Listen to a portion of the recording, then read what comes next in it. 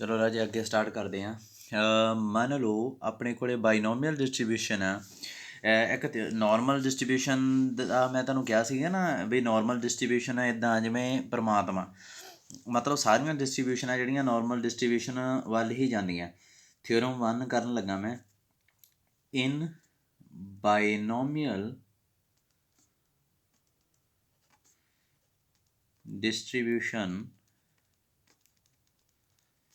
if n approaches to infinity, then binomial tends to normal distribution। ਹੁਣ ਤੁਸੀਂ ਕਹੋਗੇ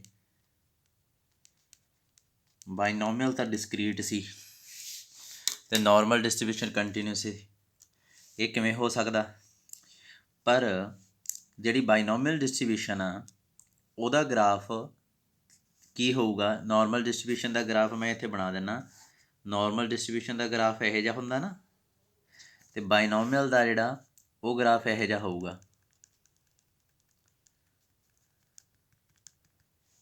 ਠੀਕ ਆ, ਉਹ ਡੋਟਡ ਗ੍ਰਾਫ ਹੋ ਜਾਊਗਾ ਬਾਈਨੋਮੀਅਲ ਦਾ, ਪਰ ਲੱਗੂਗਾ ਨਾਰਮਲ ਡਿਸਟ੍ਰੀਬਿਊਸ਼ਨ ਵਰਗਾ। ਦੂਸਰੀ ਚੀਜ਼ ਤੁਸੀਂ ਕਹੋਗੇ ਸਰ ਆਪਾਂ ਇੱਕ ਰਿਜ਼ਲਟ ਕੀਤਾ ਸੀ ਜਿਹਦੇ 'ਚ n ਇਨਫਿਨਿਟੀ ਵੱਲ ਨੂੰ ਅਪਰੋਚ ਕਰ ਜੇ, p 0 ਵੱਲ ਨੂੰ ਅਪਰੋਚ ਕਰ ਜੇ, np ਫਾਈਨਾਈਟ ਹੋ ਜੇ, ਤਾਂ ਇਹ ਪੋਇਜ਼ਨ ਡਿਸਟ੍ਰੀਬਿਊਸ਼ਨ ਬਣ ਜਾਂਦੀ ਆ। ਹੁਣ ਤੁਸੀਂ ਕਹਿ ਰਹੇ ਹੋ ਨਾਰਮਲ ਡਿਸਟ੍ਰੀਬਿਊਸ਼ਨ ਬਣ ਜਾਂਦੀ ਆ। ਮੈਂ ਤੁਹਾਨੂੰ p ਦੀ ਅਤੇ np ਦੀ ਤਾਂ ਗੱਲ ਹੀ ਨਹੀਂ ਕਹੀ ਇੱਥੇ। p ਜਿੱਡਾ ਮਰਜ਼ੀ ਹੋ ਸਕਦਾ, np ਫਾਈਨਾਈਟ ਹੋਵੇ, np ਤਾਂ ਫਾਈਨਾਈਟ ਹੀ ਹੋਣਾ ਚਾਹੀਦਾ ਹੈ ਨਾ, ਮੀਨ ਆ। p ਜਿੱਡਾ ਮਰਜ਼ੀ ਹੋ ਸਕਦਾ ਇੱਥੇ, ਪਰ ਜੇ ਸਿਰਫ n ਇਨਫਿਨਿਟੀ ਵੱਲ ਹੋ ਗਏ ਤਾਂ ਉਹ ਨਾਰਮਲ ਡਿਸਟ੍ਰੀਬਿਊਸ਼ਨ ਹੋ ਜਾਊਗੀ। ਪਰ ਰਾਜੇ ਪਤਾ ਕੀ ਹੁੰਦਾ, ਜਦੋਂ n ਇਨਫਿਨਿਟੀ ਵੱਲ ਨੂੰ ਜਾਂਦੀ ਹੈ ਤਾਂ ਇਹ ਜਿਹੜੀ ਹੈਗੀ ਆ ਆਪਣੇ ਕੋਲੇ ਇਹ ਨਾਰਮਲ ਡਿਸਟ੍ਰੀਬਿਊਸ਼ਨ ਬਣ ਜਾਂਦੀ ਹੈ। ਜਦੋਂ p 0 ਵੱਲ ਨੂੰ ਜਾਵੇ, np ਫਾਈਨਾਈਟ ਹੋ ਜੇ, ਤਾਂ ਸਭ ਤੋਂ ਪਹਿਲੀ ਸਟੇਜ ਇਹਦੀ ਬਾਈਨੋਮੀਅਲ ਦੀ ਪੋਇਜ਼ਨ ਆਉਂਦੀ ਹੈ। ਠੀਕ ਹੈ, ਪੋਇਜ਼ਨ ਡਿਸਟ੍ਰੀਬਿਊਸ਼ਨ ਬਣ ਜਾਂਦੀ। ਜੇ ਮੰਨ ਲਓ ਪੋਇਜ਼ਨ ਡਿਸਟ੍ਰੀਬਿਊਸ਼ਨ 'ਚ np m ਹੁੰਦਾ ਸੀ ਨਾ, ਇਹ ਵੀ ਲਾਰਜ ਹੋ ਜੇ, ਇਨਫਿਨਿਟੀ ਵੱਲ ਨੂੰ ਵਧਣ ਲੱਗ ਜੇ, ਤਾਂ ਇਹ ਨਾਰਮਲ ਬਣ ਜਾਂਦੀ ਹੈ। 3 ਸਟੈਪ ਆਉਂਦੇ ਹੁੰਦੇ ਆ। ਠੀਕ ਆ, ਜਾਣੀ ਕਿ ਪੋਇਜ਼ਨ ਵੀ ਨਾਰਮਲ ਬਣਦੀ ਹੈ। ਤੁਸੀਂ ਕਹਿੰਦੇ ਹੋ ਨਾ ਬਾਈਨੋਮੀਅਲ ਪੋਇਜ਼ਨ ਬਣਦੀ ਸੀ, ਮੈਂ ਕਹਿੰਦਾ ਪੋਇਜ਼ਨ 'ਚ ਜੇ np ਇਨਫਿਨਿਟੀ ਵੱਲ ਨੂੰ ਹੋ ਜੇ ਤਾਂ ਨਾਰਮਲ ਬਣ ਜਾਂਦੀ। ਇੱਥੇ np ਹੈ ਨਾ ਜਿਹੜੀ, ਇਹਦੀ ਗੱਲ ਨਹੀਂ ਕੀਤੀ ਹੋਈ। ਇਹਦਾ ਮਤਲਬ ਆਪਾਂ ਸਿੱਧਾ n ਤੋਂ ਇਹ 'ਤੇ ਚਲੇ ਗਏ, ਪੋਇਜ਼ਨ ਵਾਲਾ ਸਟੈਪ ਛੱਡ ਗਏ ਹਾਂ। ਠੀਕ ਹੈ, ਅਸਲ 'ਚ ਕੀ ਹੁੰਦਾ ਜੇ ਹੌਲੀ ਹੌਲੀ ਜਾਣਾ ਹੋਵੇ ਨਾ, ਪਹਿਲਾਂ n ਇਨਫਿਨਿਟੀ ਵੱਲ ਨੂੰ ਅਪਰੋਚ ਕਰਵਾ ਦਿਓ, np ਹੈ ਜਿਹੜਾ ਫਾਈਨਾਈਟ ਹੋਵੇ p 0 ਵੱਲ, ਆਪਾਂ ਪੋਇਜ਼ਨ ਬਣਾ ਲੈਂਦੇ ਹਾਂ। ਪੋਇਜ਼ਨ 'ਚ ਜਦੋਂ m ਨੂੰ ਇਨਫਿਨਿਟੀ ਵੱਲ ਨੂੰ ਅਪਰੋਚ ਕਰਾਂ ਉਹ ਨਾਰਮਲ ਬਣਦੀ ਹੁੰਦੀ ਹੈ। ਪਰ ਇੱਥੇ ਕੀ ਕੀਤਾ ਇਹਨਾਂ ਨੇ, ਬਾਕੀ ਸਾਰੀਆਂ ਕੰਡੀਸ਼ਨਾਂ ਛੱਡਤੀਆਂ। ਇਹ ਕਹਿੰਦਾ n ਇਨਫਿਨਿਟੀ ਕਰੋ, ਇਹ ਸਟੈਪ 'ਤੇ ਆਪਾਂ ਜਾਣਾ ਹੀ ਨਹੀਂ ਹੈ, ਸਿੱਧਾ ਬਾਈਨੋਮੀਅਲ ਤੋਂ ਨਾਰਮਲ ਵੱਲ ਨੂੰ ਪਹੁੰਚ ਜਾਓ। ਠੀਕ ਹੈ, ਇਹ ਆਪਾਂ ਕਰਨ ਲੱਗੇ ਹਾਂ ਹੁਣ ਇਹਦਾ ਪ੍ਰੂਫ। ਸਭ ਤੋਂ ਪਹਿਲਾਂ ਲੈਟ, ਇੱਥੋਂ ਸੋਲਿਊਸ਼ਨ ਸਟਾਰਟ ਹੁੰਦਾ ਇਹਦਾ। Let x be a Poisson distribution, Poisson ਨਹੀਂ, ਬਾਈਨੋਮੀਅਲ।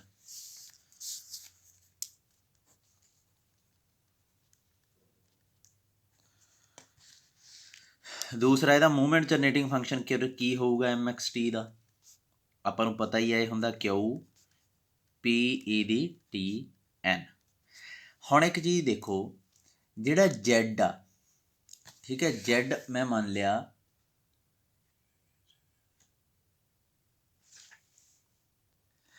Z ਨਾ, ਇਹ ਮੈਂ ਮੰਨ ਲਿਆ x ਮਾਈਨਸ ਮਿਊ ਸਿਗਮਾ। ਰਾਜੇ ਇੱਕ ਚੀਜ਼ ਯਾਦ ਰੱਖਿਓ, ਇਹ if and only if case ਹੁੰਦਾ। ਜੇ Z ਇਹਨੂੰ ਫੋਲੋ ਕਰੂਗਾ, ਇਫ ਐਂਡ ਓਨਲੀ ਇਫ ਹੁੰਦਾ, ਤਾਂ x ਆ ਜਿਹੜਾ ਉਹ ਇਹਨੂੰ ਫੋਲੋ ਕਰੂਗਾ। ਜੇ x ਇਹਨੂੰ ਫੋਲੋ ਕਰੂਗਾ ਤਾਂ Z ਇਹਨੂੰ ਫੋਲੋ ਕਰੂਗਾ।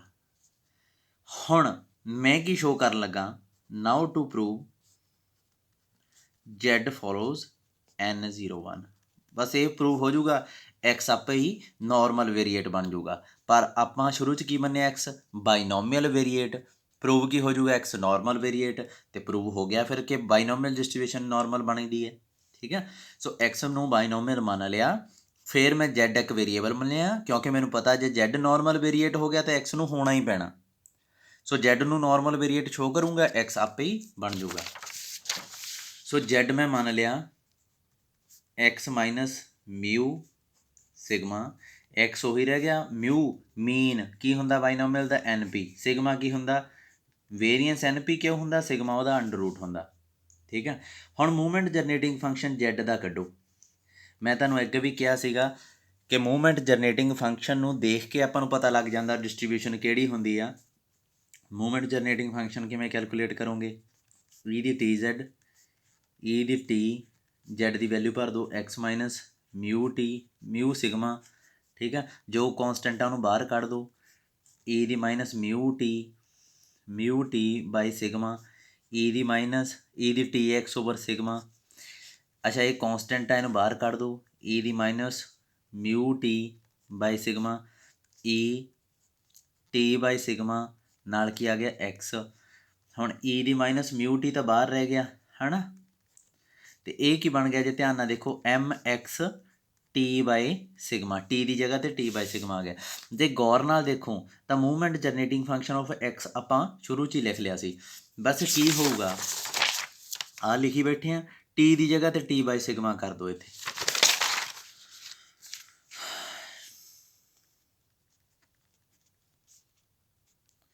टी की जगह ते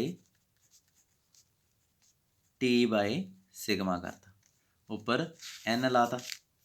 ठीक है, हुण जे इहदे कुछ कैंसल हुंदा तो कैंसल कर दो, नहीं हुंदा तो रहण दो। मेरे अकॉर्डिंग ये की बन जाऊगा ई दी माइनस म्यू टी सिग्मा। ठीक है, इत्थे इनू 1 माइनस पी मान लैने तो की आऊगा पी ई दी टी बाई सिग्मा माइनस 1 इत्थे रह जाऊगा, उपर पावर एन। हुण आपां इनू खोलना, अपने कोले की है एम जैड टी ये आ गया ना, इहदे ते दोवें पासे लॉग अपलाई कर दो।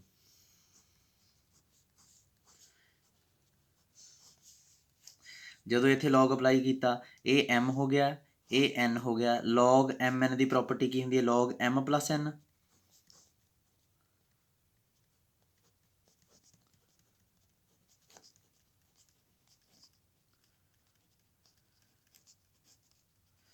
ਇਹ ਐਨ ਅੱਗੇ ਆ ਜਾਊਗਾ, ਇਹ ਲੌਗ ਨਾਲ ਈ ਕੱਟਿਆ ਜਾਊਗਾ, ਆਪਣੇ ਕੋਲ ਬਚੂਗਾ ਕੀ, ਆਪਣੇ ਕੋਲ ਰਹਿ ਜਾਊਗਾ minus mu T sigma log M Z T N log 1 plus P E दी टी बाई सिग्मा 1, ये चीज़ आ जूगी। अच्छा हुण इनू सॉल्व करो,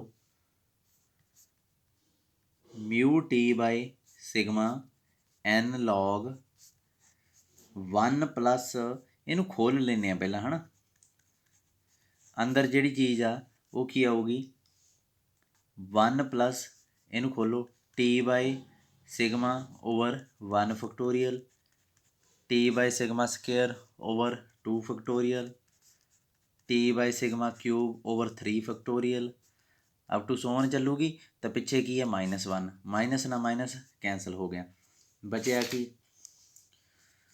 minus mu T sigma N log T 1 plus P T by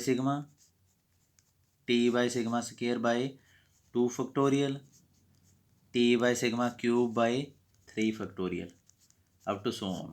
ठीक है, हुण इहदे ते फार्मूला लाता, इनू 1 मान लो, इनू एक्स मान लो, log 1 प्लस एक्स का फार्मूला लाता। अगला क्वेश्चन मैं थोड़े ते छड्डना, log 1 प्लस एक्स का फार्मूला की हुंदा, x minus x square by 2 plus x cube by 3, 1 plus x की आऊगा पी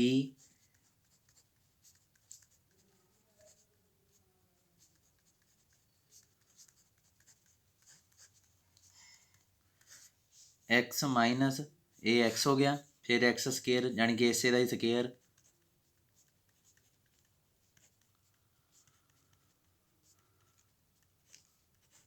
ਬਾਏ 2 ਆ ਜਾਊਗਾ, ਅਪ ਟੂ ਸੋਨ ਇੱਦਾਂ ਹੀ ਚੱਲੀ ਜਾਊਗਾ। ਹੁਣ ਰਾਜੇ ਆਪਾਂ ਕੀ ਕਰਨਾ, ਇਹਦੇ 'ਚ ਟੀ ਵਾਲੇ ਅਲੱਗ ਕਰਨੇ ਆ, ਟੀ ਸਕੇਅਰ ਵਾਲੇ ਅਲੱਗ ਕਰਨੇ ਆ, ਟੀ ਕਿਊਬ ਵਾਲੇ ਅਲੱਗ ਕਰਨੇ ਆ, ਠੀਕ ਆ। ਸੋ ਇਹ ਚੀਜ਼ ਦਾ ਧਿਆਨ ਰੱਖਿਓ ਵੀ ਕਿਤੇ ਕੋਈ ਗਲਤੀ ਨਾ ਹੋਵੇ। ਸੋ ਟੀ ਵਾਲੇ ਅਲੱਗ ਕਰੋਗੇ, ਦੇਖੋ ਇੱਥੋਂ ਟੀ ਆਊਗਾ ਮਾਈਨਸ ਮਿਊ ਬਾਈ ਸਿਗਮਾ ਪਲੱਸ ਇੱਥੋਂ ਐਨ ਪੀ ਬਾਈ ਸਿਗਮਾ, ਠੀਕ ਆ। ਫਿਰ ਟੀ ਸਕੇਅਰ ਵਾਲੇ ਕੀ ਆਊਗਾ, ਇੱਥੋਂ ਤਾਂ ਟੀ ਸਕੇਅਰ ਆਉਣਾ ਨਹੀਂ, ਇੱਥੋਂ ਆਊਗਾ ਦੇਖੋ ਐਨ ਪੀ ਸਿਗਮਾ ਸਕੇਅਰ 2, ਹੋਰ ਇੱਥੋਂ ਟੀ ਸਕੇਅਰ ਕਿਤੇ ਆਉਂਦਾ ਨਹੀਂ, ਇੱਥੋਂ ਆਊਗਾ ਇਹ ਜਿਹੜੀ ਟੀ ਇਹਦਾ ਸਕੇਅਰ ਹੋ ਜਾਊਗਾ, ਕੀ ਆਊਗਾ ਇਹ ਮਾਈਨਸ ਪੀ ਸਕੇਅਰ ਸਿਗਮਾ ਸਕੇਅਰ ਤਾਂ ਬਣਨਾ ਹੀ ਆ, ਇੱਥੋਂ ਮਾਈਨਸ ਐਨ ਵੀ ਆਊਗਾ ਹੈ ਨਾ।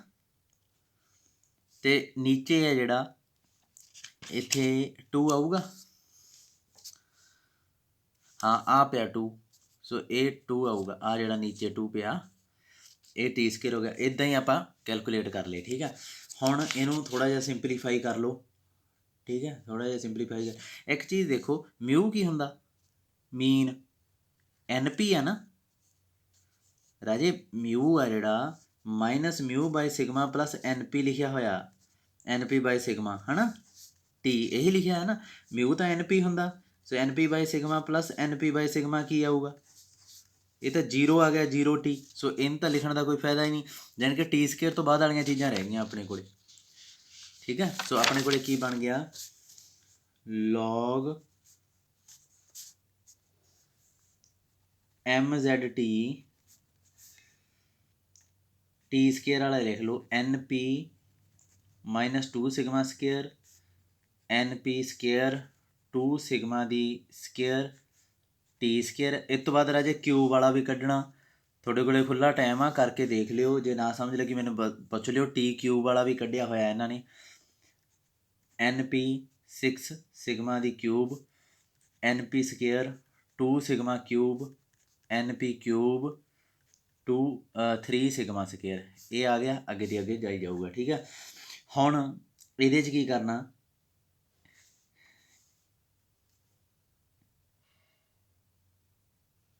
ਜਿਹੜਾ ਇਹਦੇ 'ਚੋਂ ਐਨ ਪੀ ਬਾਹਰ ਕੱਢ ਲਿਆ, ਦੇਖੋ ਐਨ ਪੀ ਬਾਹਰ ਕੱਢੋਗੇ, ਐਨ ਪੀ ਬਾਹਰ ਕੱਢਿਆ, ਪਿੱਛੇ ਕੀ ਰਹਿ ਜਾਊਗਾ 1 ਮਾਈਨਸ ਪੀ, ਅਤੇ ਨੀਚੇ ਕੀ ਆਏ, ਇਹਦੇ 'ਚੋਂ ਐਨ ਪੀ ਬਾਹਰ 1 ਮਾਈਨਸ ਪੀ, ਨੀਚੇ ਕੀ ਹੈ 2 ਸਿਗਮਾ ਸਕੇਅਰ ਟੀ ਸਕੇਅਰ ਹੈ ਨਾ।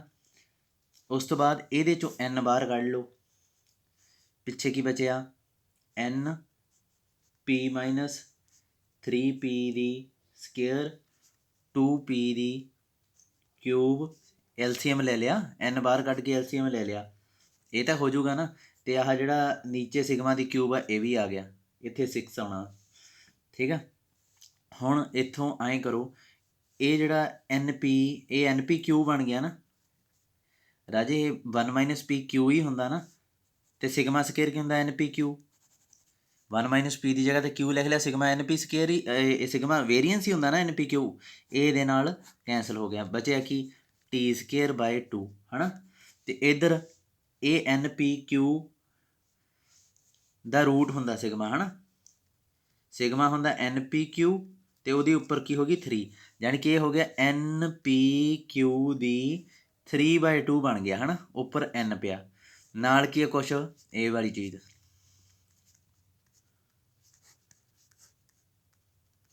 ਹੁਣ ਰਾਜੇ ਜੋ ਵੀ ਆ ਇਹ 'ਤੇ ਨੀਚੇ ਇੱਥੇ ਪਾਵਰ 1 ਆ, ਥੱਲੇ ਵੱਡੀ ਆ ਨਾ ਪਾਵਰ, ਸੋ ਇਹਦੇ ਨਾਲ ਇਹ ਕੈਂਸਲ ਹੋ ਜੂਗੀ। ਕਾਫੀ ਲੰਬਾ ਕੁਐਸਚਨ ਆ ਇਹ ਆ ਗਿਆ, ਰੂਟ ਐਨ ਰਹਿ ਗਿਆ, ਪੀ ਕਿਊ ਦੀ ਪਾਵਰ 3/2 ਰਹਿ ਗਈ, ਇੱਥੇ ਕੁਛ ਪੀ 3 ਪੀ ਸਕੇਅਰ, ਕਿਊਬ ਤੱਕ ਤੁਹਾਨੂੰ ਕੱਢਣਾ ਪੈਣਾ ਇਹ। ਹੁਣ log mz ਟੀ ਰਹਿ ਗਿਆ।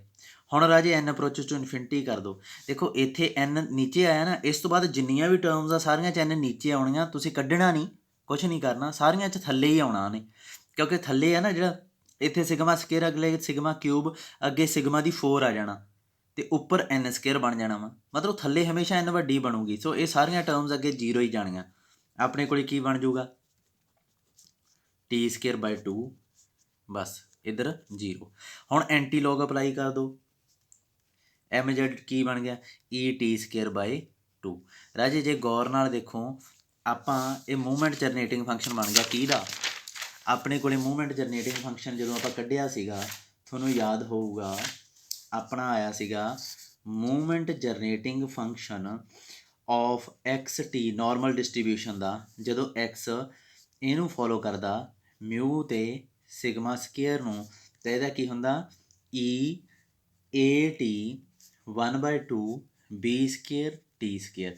ਪਰ ਏ ਦੀ ਵੈਲਿਊ ਆਪਾਂ ਕੱਢ ਲਈ ਸੀ, ਸੋ ਉਹ ਆ ਗਈ ਮਿਊ, ਅਤੇ 1/2 ਬੀ ਦੀ ਵੈਲਿਊ ਵੀ ਕੱਢ ਲਈ ਸੀ, ਉਹ ਆ ਗਈ ਸਿਗਮਾ ਸਕੇਅਰ ਟੀ ਸਕੇਅਰ, ਇਹ ਹੁੰਦਾ ਹੈ ਨਾ। ਅਤੇ ਜੇ ਹੁਣ ਆਪਣੇ ਕੋਲ MZT ਆਇਆ ਇਹ ਵਾਲਾ ਈ ਦੀ ਟੀ ਸਕੇਅਰ ਬਾਈ 2, ਇਹਦੇ ਕੰਪੇਅਰ ਕਰੋ, ਇਹ ਕੀ ਆਇਆ ਈ 0T plus 1/2 1 square T square, ਇਹੀ ਹੈ ਨਾ। ਇਹਨੂੰ ਸਿੰਪਲੀਫਾਈ ਕਰੋਗੇ ਇਹੀ ਬਣੂਗਾ, ਜਾਣੀ ਕਿ ਮਿਊ ਦੀ ਜਗ੍ਹਾ 'ਤੇ ਕੀ ਆ ਗਿਆ 0, ਸਿਗਮਾ ਸਕੇਅਰ ਸਿਗਮਾ ਦੀ ਜਗ੍ਹਾ 'ਤੇ ਕੀ ਆ ਗਿਆ 1, ਇਹਦਾ ਮਤਲਬ Z ਕਿਹਨੂੰ ਫੋਲੋ ਕਰਦਾ N01 ਨੂੰ। ਸੋ Z ਕੀ ਹੋ ਗਿਆ ਨਾਰਮਲ ਵੇਰੀਏਟ, ਇਹਦਾ ਮਤਲਬ X ਕੀ ਹੋ ਗਿਆ ਇਜ਼ ਨਾਰਮਲ ਵੇਰੀਏਟ। ਪਰ ਦੇਖੋ X ਪਹਿਲਾਂ ਕੀ ਸੀਗਾ ਬਾਈਨੋਮੀਅਲ ਵੇਰੀਏਟ ਸੀਗਾ, ਪਰ ਜਦੋਂ N ਇਨਫਿਨਿਟੀ ਵੱਲ ਨੂੰ ਅਪਰੋਚ ਕੀਤਾ ਉਹ ਨਾਰਮਲ ਵੇਰੀਏਟ ਬਣ ਗਿਆ। ਇਹਦਾ ਮਤਲਬ ਬਾਈਨੋਮੀਅਲ ਕਿਹਦੇ ਵੱਲ ਜਾਂਦੀ ਆ ਨਾਰਮਲ ਡਿਸਟਰੀਬਿਊਸ਼ਨ ਵੱਲ ਅਪਰੋਚ ਕਰਦੀ ਹੈ। ਦੇਖੋ ਇਹਨੇ ਲਾਸਟ ਲਾਈਨ ਮੈਂ ਤੁਹਾਨੂੰ ਦਿਖਾਉਣਾ ਕਿਵੇਂ ਲਿਖੀ ਹੈ, ਆਹ ਦੇਖੋ ਇਹਨੇ ਲਿਖਿਆ ਵਿਚ ਇਜ਼ ਦਾ movement generating function of standard normal variate, hence for large N binomial variate tends to binomial distribution tends to normal distribution. ਬਸ ਇੰਨੀ ਕੁ ਗੱਲ ਕਹੀ ਹੈ ਨੇ, ਠੀਕ ਆ। ਬਾਕੀ ਸਾਰੀ ਡਿਟੇਲ ਨਾਲ ਮੈਂ ਤੁਹਾਨੂੰ ਸਮਝਾਤਾ। ਅਗਲਾ ਜਿਹੜਾ ਰਾਜੇ ਆਹ ਦੇਖੋ ਹੁਣ ਇਹਦੇ 'ਚ ਕੀ ਹੈ, ਇਹ ਹੈਗਾ Poisson distribution. Poisson distribution tends to normal distribution if parameter m becomes large.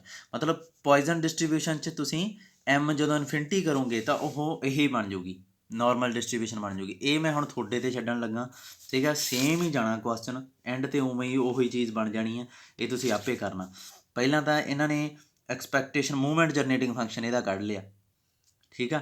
Y the Y ਕੀ ਮੰਨਿਆ ਆਹ ਦੇ ਗੌਰ ਨਾਲ ਦੇਖੋ, ਇਹ ਪੋਇਜ਼ਨ ਡਿਸਟਰੀਬਿਊਸ਼ਨ 'ਚ ਮਿਊ ਕੀ ਹੁੰਦਾ m ਹੈ ਨਾ, ਅਤੇ ਸਿਗਮਾ ਸਕੇਅਰ ਕੀ ਹੁੰਦਾ ਵੇਰੀਐਂਸ ਉਹ ਵੀ m, ਅਤੇ ਸਿਗਮਾ ਕੀ ਹੋਊਗਾ ਰੂਟ m। ਜਾਣੀ ਕਿ ਇਹ ਜਿਹੜਾ y ਹੈ ਨਾ ਇਹਨਾਂ ਨੇ ਕੰਸੀਡਰ ਕੀਤਾ ਇਹ x ਮਾਈਨਸ ਮਿਊ ਸਿਗਮਾ ਹੀ ਕੰਸੀਡਰ ਕੀਤਾ ਹੋਇਆ। x ਕੀ ਬਣੂਗਾ ਮਿਊ m, ਸਿਗਮਾ ਕੀ ਬਣੂਗਾ ਰੂਟ m। ਆਹ ਦੇਖੋ ਉਹੀ ਆ ਸਟੈਂਡਰਡ ਵੇਰੀਏਟ ਹੀ ਕੰਸੀਡਰ ਕਰ ਲੈਂਦੇ ਇਹ, ਅਤੇ ਐਂਡ 'ਤੇ ਪ੍ਰੂਵ ਕਰ ਦਿੰਦੇ ਆ ਕਿ ਇਹਦਾ ਮੂਵਮੈਂਟ ਜਨਰੇਟਿੰਗ ਫੰਕਸ਼ਨ ਇਹ ਹੈ। ਸੋ ਓਬਵੀਅਸਲੀ ਫਿਰ ਸਟੈਂਡਰਡ ਨਾਰਮਲ ਵੇਰੀਏਟ ਬਣ ਗਿਆ, ਠੀਕ ਆ। ਇਹ ਵਾਈ ਕੰਸੀਡਰ ਕਰ ਲਿਆ, ਇਹਨਾਂ ਨੇ ਥੋੜ੍ਹਾ ਜਿਹਾ ਫਰਕ ਪਾਇਆ, ਇੱਥੇ ਮੂਵਮੈਂਟ ਜਨਰੇਟਿੰਗ ਫੰਕਸ਼ਨ ਹੀ ਕੈਲਕੂਲੇਟ ਕਰਨ ਲੱਗ ਗਏ ਸੀਗੇ, ਠੀਕ ਆ। ਵਾਈ ਦਾ ਇਹ ਇੱਥੇ ਕਰਨ ਲੱਗਿਆ ਹੁਣ, ਪਤਾ ਨਹੀਂ ਇਹਦੀ ਲੋੜ ਤਾਂ ਹੈ ਨਹੀਂ ਸੀਗੀ ਹੈ ਨਾ, ਜੇ ਆਹ ਚੀਜ਼ਾਂ ਛੱਡ ਵੀ ਦਿੰਦੇ ਕੋਈ ਐਡੀ ਗੱਲ ਤਾਂ ਹੈ ਨਹੀਂ ਸੀਗੀ। ਹਾਂ ਛੱਡ ਦਿੰਦੇ ਭਾਵੇਂ, ਆਹ ਸਟੈਪ ਛੱਡ ਦਿੰਦੇ ਭਾਵੇਂ, ਇਹ ਦੋਵੇਂ ਮੂਵਮੈਂਟ ਜਨਰੇਟਿੰਗ ਫੰਕਸ਼ਨ ਤੋਂ ਉਵੇਂ ਹੀ ਉਹੀ ਸਾਰਾ ਕੁਝ ਕਰਦੇ ਹੋਏ ਆ ਜਾਂਦੇ ਇੱਥੇ ਤੱਕ।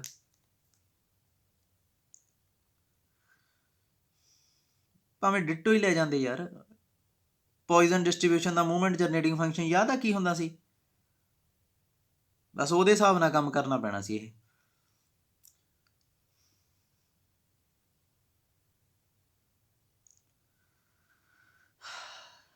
ਚਲੋ ਇੱਕ ਵਾਰੀ ਆਪੇ ਪੜ੍ਹ ਕੇ ਦੇਖ ਲਿਓ, ਜੇ ਨਾ ਸਮਝ ਲੱਗੀ ਮੈਨੂੰ ਪੁੱਛ ਲਿਓ। ਇਹ ਆ ਜੇ ਦੇਖਿਆ ਜਾਵੇ ਨਾ, ਜਿਵੇਂ ਮੇਰੇ ਅਕੋਰਡਿੰਗ ਤਾਂ ਇਹ ਸਟੈਪ ਆ, ਜਿਵੇਂ ਆਹ ਹੈ ਨਾ ਲਿਖੀ ਬੈਠਾ ਇਹ, ਇਹਨੂੰ ਮੈਂ ਆਏਂ ਅਗਲੇ ਸਟੈਪ 'ਚ ਇਹ ਵੀ ਲਿਖ ਹੀ ਸਕਦਾ ਸੀ ਈ ਦੀ ਮਾਈਨਸ ਟੀ ਰੂਟ m, ਜਿਵੇਂ ਆਪਾਂ ਪਿਛਲੇ ਕੁਐਸਚਨ 'ਚ ਨਹੀਂ ਕੀਤਾ। ਇਹਨੂੰ ਮੈਂ ਇਹ ਲਿਖ ਸਕਦਾ ਸੀ ਨਾ ਈ ਟੀ ਦੀ ਜਗ੍ਹਾ 'ਤੇ ਕੀ ਆ ਗਿਆ ਆ ਪਿਆ, ਟੀ ਦੀ ਜਗ੍ਹਾ 'ਤੇ ਆ ਗਿਆ ਟੀ ਬਾਈ ਰੂਟ m ਹੈ ਨਾ, ਅਤੇ ਮੂਵਮੈਂਟ ਜਨਰੇਟਿੰਗ ਫੰਕਸ਼ਨ ਐਕਸ ਦਾ ਜਾਣੀ ਕਿ ਪੋਇਜ਼ਨ ਡਿਸਟਰੀਬਿਊਸ਼ਨ ਦਾ ਆਪਾਂ ਨੂੰ ਪਤਾ ਹੀ ਹੈ ਕੀ ਹੁੰਦਾ, ਉੱਥੇ ਪੁੱਟ ਕਰ ਲੈਂਦੇ। ਮੈਨੂੰ ਜਿੱਥੋਂ ਤੱਕ ਲੱਗਦਾ ਆਪਾਂ ਸਿੱਧਾ ਇੱਥੇ ਪਹੁੰਚ ਜਾਣਾ ਸੀ ਫਿਰ, ਜਿਵੇਂ ਇਹ ਕਰਦਾ ਨਾ। ਆਹ ਦੇਖੋ ਇਸ ਤੋਂ ਬਾਅਦ ਇਹਨੇ ਆਹ ਚੀਜ਼ ਨੂੰ ਕਿੰਨੀ ਵਧੀਆ ਤਰੀਕੇ ਨਾਲ ਵਰਤਿਆ, ਕਿਉਂ ਕੀਤਾ ਕੀ ਇਹਨੇ ਕੀਤਾ ਤਾਂ ਕੁਛ ਵੀ ਨਹੀਂ, ਆ ਬਾਈਨੋਮੀਅਲ ਡਿਸਟਰੀਬਿਊਸ਼ਨ ਦਾ ਮੂਵਮੈਂਟ ਜਨਰੇਟਿੰਗ ਫੰਕਸ਼ਨ ਪਹਿਲਾਂ ਲਿਖ ਲਿਆ, ਉਵੇਂ ਹੀ ਇਹ ਪੋਇਜ਼ਨ ਡਿਸਟਰੀਬਿਊਸ਼ਨ ਦਾ ਪਹਿਲਾਂ ਲਿਖ ਲੈਂਦਾ, ਅਤੇ ਇਹ ਵੈਲਿਊ ਚੱਕ ਕੇ ਉਹਦੇ 'ਚ ਟੀ ਦੀ ਜਗ੍ਹਾ 'ਤੇ ਟੀ ਬਾਈ ਰੂਟ m ਕਰ ਦਿੰਦਾ, ਡਾਇਰੈਕਟ ਇੱਥੇ ਪਹੁੰਚ ਜਾਣਾ ਸੀ ਇਹਨੇ। ਚਲੋ ਤੁਸੀਂ ਉਵੇਂ ਕਰਕੇ ਦੇਖ ਲਿਓ। ਸਮੇਸ਼ਨ ਸਮੂਸ਼ਨ ਜੇ ਕੀ ਕਰਨ ਦੀ ਲੋੜ ਸੀਗੀ, ਇਹਨੂੰ ਲੋੜ ਹੀ ਨਹੀਂ ਸੀ ਕਰਨ ਦੀ ਕੁਛ। ਚਲੋ ਇੱਕ ਵਾਰੀ ਕਰਕੇ ਦੇਖ ਲਿਓ ਆਪ, ਜੇ ਨਾ ਸਮਝ ਲੱਗੀ ਮੈਨੂੰ ਪੁੱਛ ਲਿਓ, ਅੱਗੇ ਕਰਨ ਲੱਗਾ ਮੈਂ। ਚਲੋ ਅੱਗੇ ਇਹਦੇ ਕੁਐਸਚਨ ਦੇਖਦੇ ਹਾਂ ਨਾਰਮਲ ਡਿਸਟਰੀਬਿਊਸ਼ਨ ਦੇ। ਐਕਸ ਆ ਜਿਹੜਾ ਐਗਜ਼ਾਮਪਲ ਆ ਰਾਜੇ, ਐਗਜ਼ਾਮਪਲ, ਕਿਉਂਕਿ ਇਹਦੇ ਕੁਐਸਚਨ ਐਗਜ਼ਾਮਪਲਾਂ ਇੱਕੋ ਜਿਹੇ ਹੀ ਆ, ਮੈਂ ਐਗਜ਼ਾਮਪਲ ਕਰਾਉਣ ਲੱਗਾ। ਐਕਸ ਆ ਜਿਹੜਾ ਉਹ ਨਾਰਮਲ ਵੇਰੀਏਟ ਨੂੰ ਫੋਲੋ ਇੱਕ ਕਰ ਲੈਂਦੇ ਆ, ਫਿਰ ਤੁਹਾਨੂੰ ਥੋੜ੍ਹਾ ਜਿਹਾ ਕੈਚ ਹੋ ਜੂਗੀ ਚੀਜ਼ ਕੀ ਆ, ਟੇਬਲ ਵਗੈਰਾ ਦੱਸਦਾ। ਐਕਸ ਇਹਨੂੰ ਫੋਲੋ ਕਰਦਾ, ਇਹਦਾ ਮਤਲਬ ਕੀ ਆ, ਇੱਕ ਚੀਜ਼ ਅੰਡਰਸਟੂਡ ਆ ਇਹਦੇ 'ਚ ਕਿ ਮਿਊ ਕਿੰਨਾ ਹੋ ਗਿਆ 75, ਸਿਗਮਾ ਸਕੇਅਰ ਕਿੰਨਾ ਹੋ ਗਿਆ 100। ਸੋ ਸਿਗਮਾ ਕਿੰਨਾ ਆ ਜਾਊਗਾ 10। ਕਈ ਸਟੂਡੈਂਟ ਇੱਥੇ ਸਿਗਮਾ ਹੀ 100 ਲੈ ਲੈਂਦੇ ਆ, ਉਹ ਫਸਣਗੇ ਫਿਰ। ਠੀਕ ਆ। ਦੂਜੀ ਚੀਜ਼, ਆਪਣੇ ਕੋਲੇ ਕੋਈ ਵੈਲਿਊ ਨਹੀਂ ਹੁੰਦੀ ਜਿਹੜੀ ਜਿਹੜੀ ਐਕਸ ਦੀਆਂ ਵੈਲਿਊ ਦੇਣ ਵਾਸਤੇ ਕੋਈ ਟੇਬਲ ਨਹੀਂ ਹੈਗਾ ਆਪਣੇ ਕੋਲੇ ਜ਼ੈਡ ਦੀਆਂ ਵੈਲਿਊ ਦੇਣ ਵਾਸਤੇ ਹੈ। ਸੋ ਇਹਨਾਂ ਨੇ ਪੁੱਛਿਆ ਕੀ ਆ, ਫਾਈਂਡ ਪ੍ਰੋਬਿਲਟੀ 70 ਤੋਂ 100 ਤੱਕ। ਠੀਕ ਆ। ਇਹਦੇ ਵਾਸਤੇ ਕੀ ਕਰਨਾ ਤੁਸੀਂ, ਸਭ ਤੋਂ ਪਹਿਲਾਂ 70 ਐਕਸ, ਇਹ ਸੋਲਿਊਸ਼ਨ ਹੀ ਨਾਓ ਵੀ ਫਾਈਂਡ ਲਿਖ ਦਿੰਦੇ, ਇੱਥੋਂ ਹੀ ਸੋਲਿਊਸ਼ਨ ਸਟਾਰਟ ਹੋ ਗਿਆ ਇਹਦਾ। 70 100 ਆ, ਇੱਥੋਂ ਚੱਲ ਪਏ, ਇਹਦੇ ਚੋਂ ਮੀਨ ਘਟਾ ਦਿਓ। 70 ਮਾਈਨਸ ਮਿਊ ਐਕਸ ਮਾਈਨ, ਜਿਵੇਂ ਆਪਾਂ ਥਿਊਰਮਾਂ ਨਹੀਂ ਪ੍ਰੂਵ ਕੀਤੀਆਂ, ਡਿਟੋ ਉਵੇਂ ਹੀ, ਅਤੇ ਸਿਗਮਾ ਨਾਲ ਡਿਵਾਈਡ ਕਰ ਦਿਓ। ਕੀ ਆਊਗਾ ਆਪਣੇ ਕੋਲੇ 70 ਮਾਈਨਸ ਮਿਊ ਸਿਗਮਾ, ਹੈ ਨਾ। ਅਤੇ ਆਪਣੇ ਕੋਲੇ ਮੇਰਾ ਨਾ ਰੱਟਾ ਮਰਾਉਣ ਦਾ ਮਨ ਨਹੀਂ ਕਰਦਾ ਹੁੰਦਾ, ਨਹੀਂ ਆਪਣੇ ਕੋਲੇ ਬਕਾਇਦਾ ਫਾਰਮੂਲੇ ਬਣੇ ਹੋਏ ਆ ਇਹਦੇ, ਆਪਾਂ ਫਾਰਮੂਲੇ ਪ੍ਰੂਵ ਵੀ ਕੀਤੇ ਹੋਏ ਆ, ਪਰ ਮੈਨੂੰ ਇਹ ਲੱਗਦਾ ਹੁੰਦਾ ਵੀ ਕੀ ਐਵੇਂ ਰੱਟੇ ਜਿਹੇ ਮਾਰੀ ਜਾਣੇ ਆ। 70 ਚੋਂ 75 ਕੱਢ ਦਿਓ, ਸਿਗਮਾ ਓਏ ਗਲਤ ਹੋ ਗਿਆ, ਜ਼ੈਡ 100 ਚੋਂ 75 ਕੱਢ ਦਿਓ, ਸਿਗਮਾ ਕੀ ਹੈ, ਸਿਗਮਾ 10 ਆ, 100 ਚੋਂ 75 ਕੱਢੇ, ਨੀਚੇ 10, ਕੀ ਬਚਿਆ ਇਹ ਬਣ ਜੂਗਾ -0.5, ਅਤੇ ਇਹ ਜਾਊਗਾ ਕਿੱਥੋਂ ਤੱਕ, ਜ਼ੈਡ 2.5, ਇਹ ਬੁੱਕ 'ਚ ਲਿਖਿਆ ਹੈ ਰਾਜੇ। ਇਹਦੀ ਪ੍ਰੋਬਿਲਟੀ ਕੀ ਹੁੰਦੀ ਆ, ਪ੍ਰੋਬਿਲਟੀ ਜ਼ੈਡ ਲੈਸ ਦੈਨ 2.5, ਇਹਦੇ 'ਚੋਂ ਆਪਾਂ ਪਿਛਲੀ ਘਟਾ ਦੇਈਦੀ ਆ, ਹੈ ਨਾ, ਮਾਈਨਸ ਪਾ ਕੇ। ਹੁਣ ਜੇ ਦੇਖਿਆ ਜਾਵੇ ਇਹ ਕੀ ਆ, ਫਾਈ, ਉਹ ਡੰਡਿਆਂ ਵਾਲੀ ਫਾਈ ਜਿਹੜੀ ਟੇਬਲ 'ਚ ਆਪਣੇ ਕੋਲ ਜਿਹਦੀਆਂ ਵੈਲਿਊਜ਼ ਆ, ਇਹ ਕੀ ਬਣ ਗਈ, ਡੰਡਿਆਂ ਵਾਲੀ ਫਾਈ ਮਾਈਨਸ 0.5। ਆਪਾਂ ਇਹਦੇ ਫਾਰਮੂਲੇ ਕੀਤੇ ਹੋਏ ਆ, ਆਪਣੇ ਕੋਲ ਸਾਰੇ ਹੈਗੇ ਆ। ਫਾਈ 2.5, ਅਤੇ ਇਹਦਾ ਆਪਾਂ ਨੂੰ ਪਤਾ ਜਦੋਂ ਨੈਗੇਟਿਵ ਹੋ ਜਾਂਦੇ ਆਪਾਂ ਕੀ ਕਰਦੇ ਹਾਂ, 1 ਚੋਂ ਘਟਾ ਦੇਈਦੇ ਆ ਅਤੇ ਪੋਜ਼ੀਟਿਵ ਕਰ ਦਿੰਦੇ ਹਾਂ। ਇਹ ਸਾਰੀਆਂ ਵੈਲਿਊ ਚੱਕ ਕੇ ਟੇਬਲ 'ਚ ਆਪਾਂ ਭਰਨੀਆਂ। ਟੇਬਲ ਮੈਂ ਦਿਖਾਉਣਾ ਤੁਹਾਨੂੰ ਕਿੱਥੇ ਲਿਆ, ਆਹ ਪਿਆ ਟੇਬਲ, ਨਾਰਮਲ ਡਿਸਟਰੀਬਿਊਸ਼ਨ ਦਾ ਟੇਬਲ, ਪ੍ਰੀਸਾਈਜ਼ ਦੀ ਬੁੱਕ ਵਾਲਾ ਹੀ ਤੁਸੀਂ ਪੇਪਰ 'ਚ ਲਿਜਾਣਾ। ਜੇ ਕੋਈ ਹੋਰ ਟੇਬਲ ਲੱਗਿਆ ਤਾਂ ਇਹਦਾ ਮਤਲਬ ਉਹ ਆਪੇ ਦੇਖੇ, ਉਦੋਂ ਏਰੀਆ ਵਾਈਜ਼ ਦੇਖਣਾ ਪੈਣਾ। ਸਪੈਕਟਰਮ 'ਚ ਜਿਹੜਾ ਦਿੱਤਾ ਹੋਇਆ ਟੇਬਲ ਉਹ ਏਰੀਆ ਵਾਈਜ਼ ਦਿੱਤਾ ਹੋਇਆ, ਇਹਦੇ 'ਤੇ ਸਿੱਧੀਆਂ ਵੈਲਿਊ ਦਿੱਤੀਆਂ ਹੋਈਆਂ। ਏਰੀਆ ਵਾਈਜ਼ ਕੈਲਕੂਲੇਟ ਕਰਨਾ ਥੋੜ੍ਹਾ ਜਿਹਾ ਔਖਾ ਹੁੰਦਾ, ਸਿੱਧੀਆਂ ਵੈਲਿਊ ਦੇਖਿਓ ਅਤੇ ਲਿਖ ਦਿਓ, ਇਹ ਐਕਸ ਇਹ ਵਾਈ, ਜੋ ਵੈਲਿਊ ਦੇ ਅੰਦਰ ਦੇਖੋ ਐਕਸ ਦੀ ਵੈਲਿਊ ਅੰਦਰ ਕੀ ਆ 2.5, 2.5 ਆ ਐਕਸ ਦੀਆਂ, ਆ 2 ਆ ਗਈ, 2.1 2.2 2.3 2.4 2.5 ਆ ਪਈ ਹੈ, ਲਓ ਜੀ 2.5। ਆਊਟਪੁੱਟ ਕਿੰਨੀ ਆਊ 0.994। ਕੁਛ ਨਹੀਂ ਇਹਦੇ 'ਚ ਔਖਾ ਦੇਖਣ ਦਾ, ਸਿੱਧਾ ਹੀ 1 ਮਾਈਨਸ 0.5 ਦੀ ਵੈਲਿਊ ਆ ਪਈ ਆ 0.691। ਲਓ ਜੀ ਇਹਨੂੰ ਗਾਂ ਕੈਲਕੂਲੇਟ ਕਰ ਲਓ, ਤੁਹਾਡਾ ਆਨਸਰ ਆ ਗਿਆ।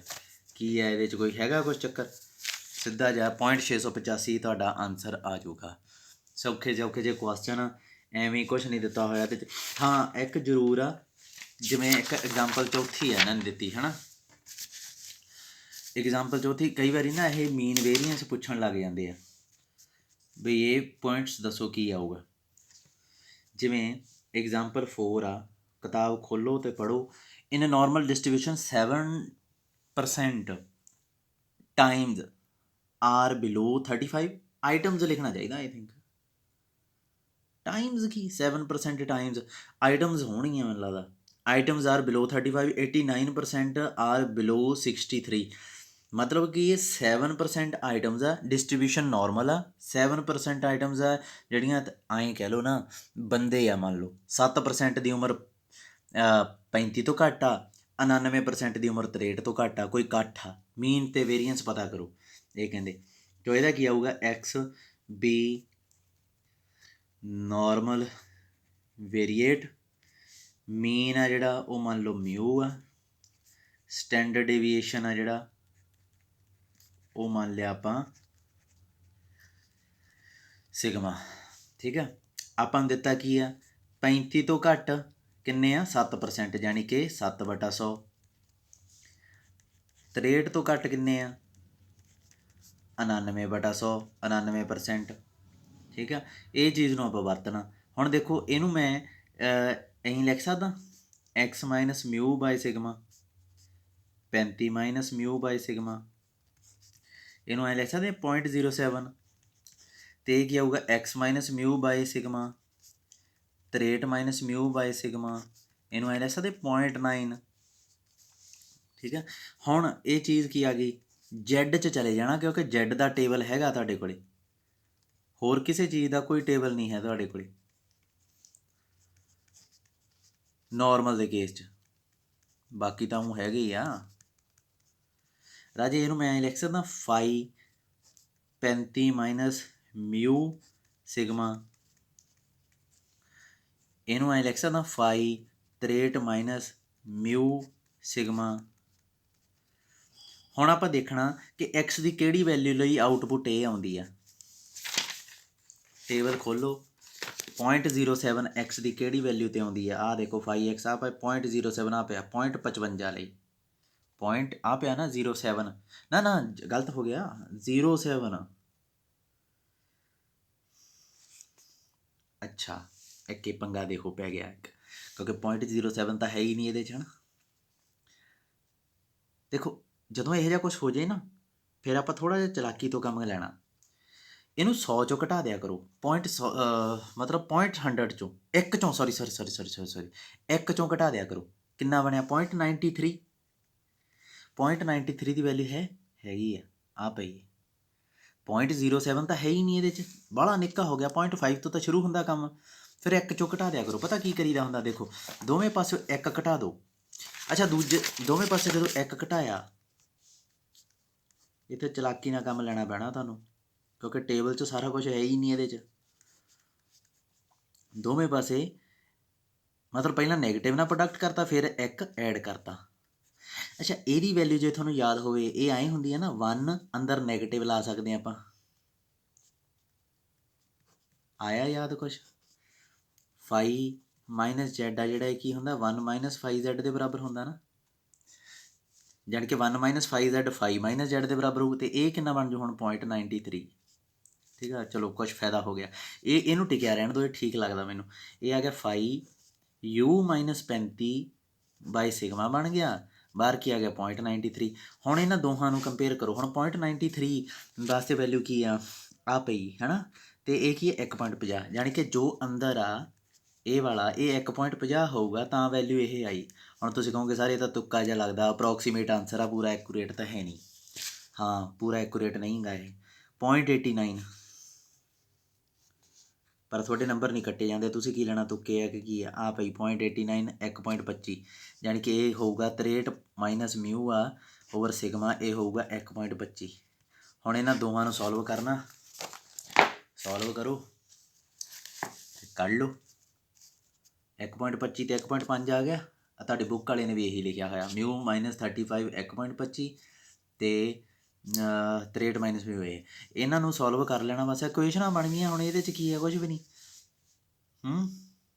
ਡਿਵਾਈਡ ਕਰਨਾ, ਡਿਵਾਈਡ ਕਰ ਲਓ, ਮਿਊ ਆ ਜਾਊਗਾ ਉੱਥੋਂ ਨਾ।